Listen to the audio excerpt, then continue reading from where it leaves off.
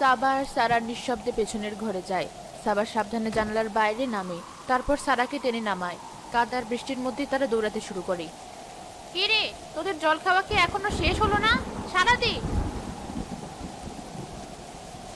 তার মানে আমার সাথে আবার চালাকি?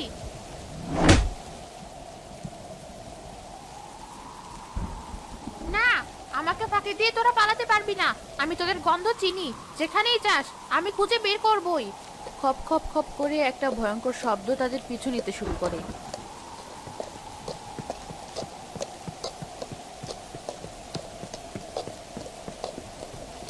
আপু, আমি আর দৌড়াতে পারছি না, আমার পা ব্যথা করছে। আর একটু বোন, ওই তো একটা আলো দেখা যাচ্ছে। আমরা ইলিয়াস হুজুরের বাড়ি যাব, উনি আমাদের বাঁচাতে পারবেন। ও যদি আমাদের আগে ধরে ফেলে আপু, ওই শব্দটা তো একদম কাছে চলে এসেছে। না, সৃষ্টিকর্তার নাম মুখে নিয়ে আর দৌড়া, চোখ বন্ধ করে দৌড়া।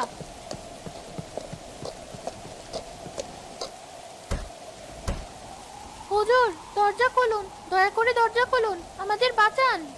কে কে এত রাতে? সাবা, সারা, তোদের এই অবস্থা কেন? কাদামাটি মাখা, ভয়ে কাঁপছিস। তোদের দাদি কোথায়? হুজুর, আমাদের বাঁচান। একটা শাকচুন্নি দাদির রূপ ধরে আমাদের খেতে এসেছিল। ওর একটা পা, ও আমাদের তাড়া করতে করতে আসছে।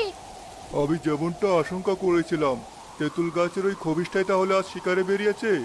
তোরা তাড়াতাড়ি ভেতরে আয়, এক মুহূর্ত বাইরে থাকা নিরাপদ নয়। তিনি মেয়ে দুটোকে ভেতরে টেনে নিয়ে দরজা বন্ধ করে দেন। ঠিক তখনই দরজার বাইরে খপ খপ শব্দটা এসে থামে। হুজুর, ঘরের ভেতর কি লুকালেন? ওগুলো আমার খাবার, আমাকে ফিরিয়ে দিন।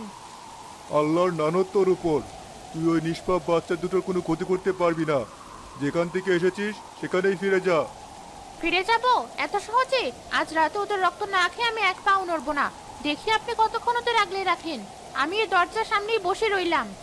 তোরা ভয় পাস না। আল্লাহর কালামের সামনে কোনো শয়তানের শক্তি টেকে না। এই ঘরের চৌকাঠ পার করার ক্ষমতা ওর নেই। কিন্তু ও তো বাইরে অপেক্ষা করবে, আমরা বাড়ি ফিরবো কি করি? দাদি বা কোথায়? তোদের দাদি নিশ্চয়ই কোনো নিরাপদ জায়গায় আশ্রয় নিয়েছে।